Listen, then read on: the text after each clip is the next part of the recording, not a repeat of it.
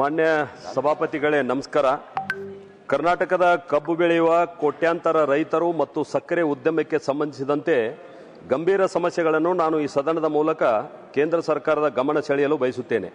ಈ ಅವಕಾಶ ನೀಡಿದ್ದಕ್ಕಾಗಿ ತಮಗೆ ಧನ್ಯವಾದಗಳನ್ನು ಕೂಡ ಅರ್ಪಿಸುತ್ತೇನೆ. ದೇಶದ ಕೃಷಿ ಆಧಾರಿತ ಪ್ರಮುಖ ವಲಯದಲ್ಲಿ ಸಕ್ಕರೆ ಉದ್ಯಮವು ಕೂಡ ಒಂದು ದೊಡ್ಡ ಉದ್ಯಮವಾಗಿದೆ. ಇದು ಕೋಟ್ಯಾಂತರ ಜನ ರೈತರು, ಕಾರ್ಮಿಕರು, ವ್ಯಾಪಾರಿಗಳು ಮತ್ತು ಉದ್ಯಮಿಗಳು ಪ್ರತ್ಯಕ್ಷ ಮತ್ತು ಅಪ್ರತ್ಯಕ್ಷವಾಗಿ ತಮ್ಮ ಜೀವನೋಪಾಯವನ್ನು ಇದರಲ್ಲಿ ಕಂಡುಕೊಂಡಿದ್ದಾರೆ. ಕರ್ನಾಟಕ ರಾಜ್ಯದಲ್ಲಿ 81 ಸಕ್ಕರೆ ಕಾರ್ಖಾನೆಗಳು ಕಾರ್ಯನಿರ್ವಹಿಸುತ್ತಿವೆ.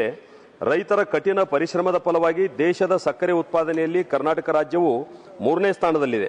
ದೇಶದ ಒಟ್ಟು ಸಕ್ಕರೆ ಉತ್ಪಾದನೆಯಲ್ಲಿ 16% ಕರ್ನಾಟಕದಲ್ಲಿ ಉತ್ಪಾದನೆಯಾಗುತ್ತದೆ.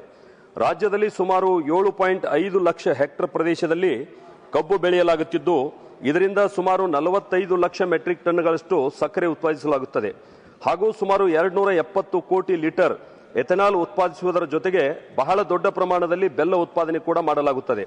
ಪ್ರಧಾನಿ ನರೇಂದ್ರ ಮೋದಿ ನೇತೃತ್ವದ ಕೇಂದ್ರ ಸರ್ಕಾರವು ರೈತರ ಕಲ್ಯಾಣಕ್ಕೆ ಬದ್ಧವಾಗಿದೆ. ರೈತರ ಕಠಿಣ ಪರಿಶ್ರಮಕ್ಕೆ ತಕ್ಕ ಆದಾಯ ನೀಡುವ ಹಿನ್ನೆಲೆಯಲ್ಲಿ ಸುಮಾರು 23 ಬೆಳೆಗಳಿಗೆ ಬೆಂಬಲ ಬೆಲೆ ಘೋಷಿಸಲಾಗಿದೆ.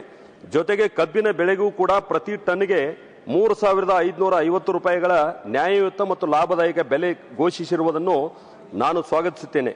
ಕಬ್ಬು ಬೆಳೆಯುವ ರೈತರ ಹಿತದೃಷ್ಟಿಯಿಂದ 3 ಬೇಡಿಕೆಗಳ ಬಗ್ಗೆ ಕೇಂದ್ರ ಸರ್ಕಾರದ ಗಮನ ಹರಿಸಬೇಕೆಂದು ನಾನು ವಿನಂತಿಸುತ್ತೇನೆ. ಪ್ರತಿ ಬಾರಿ FRP ದರ ನಿಗದಿ ಮಾಡುವಾಗ ಕಬ್ಬಿನ ರಿಕವರಿಯನ್ನು 9.5 ರಿಂದ 10.25ಕ್ಕೆ ರಿಕವರಿ ಪ್ರಮಾಣವನ್ನು ಏರಿಕೆ ಮಾಡಲಾಗಿದೆ. ಆದರೆ ಕರ್ನಾಟಕ ರಾಜ್ಯದ ಕಬ್ಬು ಬೆಳೆಯ ಸರಾಸರಿ ರಿಕವರಿ 9.5 ಆಗಿರುವುದರಿಂದ 10.25ಕ್ಕೆ ಹೆಚ್ಚಿಸಿರುವ ರಿಕವರಿ ಪ್ರಮಾಣವನ್ನು ಮರುಪರಿಶೀಲಿಸಿ 9.5 ರಿಕವರಿ ಪ್ರಮಾಣವನ್ನು ಇಳಿಕೆ ಮಾಡಲು ಕೋರುತ್ತೇನೆ. FRP ದರ ನಿಗದಿ ಮಾಡುವಾಗ ಕಬ್ಬು ಕಟಾವು ಮತ್ತು ಸಾರಿಗೆ ವೆಚ್ಚ ಸೇರಿಸಿ ದರ ನಿಗದಿ ಮಾಡಿರುವುದು ವೈಜ್ಞಾನಿಕವಲ್ಲದ ಕಾರಣ ಕಬ್ಬು ಕಟಾವು ಮತ್ತು ಸಾರಿಗೆ ಹೊರತುಪಡಿಸಿ FRP ದರ ನಿಗದಿ ಮಾಡುವುದು ತೀರಾ ಅಗತ್ಯವಾಗಿದೆ. 2019ರಿಂದ ಸಕ್ಕರೆಯ MSP ದರ ಪ್ರತಿ ಕೆಜಿಗೆ ಕೇವಲ 31 ರೂಪಾಯಿ ಮಾತ್ರ ಇದ್ದು ಅದನ್ನು ಹೆಚ್ಚಿಗೆ ಮಾಡಿರುವುದಿಲ್ಲ. ಈ ಕಾರಣದಿಂದ ಸಕ್ಕರೆ ಕಾರ್ಖಾನೆಗಳು ರೈತರ ಕಬ್ಬಿಗೆ ಹೆಚ್ಚಿಗೆ ದರ ನೀಡಲು ಹಿಂದೇಟು ಹಾಕುತ್ತಿವೆ. ಆದರೆ ಈಗಾಗಲೇ ಮುಕ್ತ ಮಾರುಕಟ್ಟೆಯಲ್ಲಿ ಪ್ರತಿ ಕೆಜಿಗೆ ಸುಮಾರು 40 ರೂಪಾಯಿಯಂತೆ ಸಕ್ಕರೆ ಮಾರಾಟವಾಗುವ ಕಾರಣ ಸಕ್ಕರೆ MSP ದರವನ್ನು ಹೆಚ್ಚಿಗೆ ಮಾಡುವುದು ಅನಿವಾರ್ಯವಾಗಿದೆ.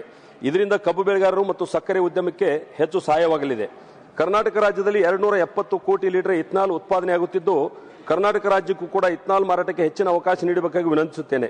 ಇದರಿಂದಾಗಿ ಕೋಟ್ಯಾಂತರ ಜನ ರೈತರು, ಕಾರ್ಮಿಕರು, ಉದ್ಯಮಿಗಳು, ವ್ಯಾಪಾರಸ್ಥರು ಇದರ ಲಾಭವನ್ನು ಪಡೆಯಲಿಕ್ಕೆ ಸಾಧ್ಯವಿದೆ.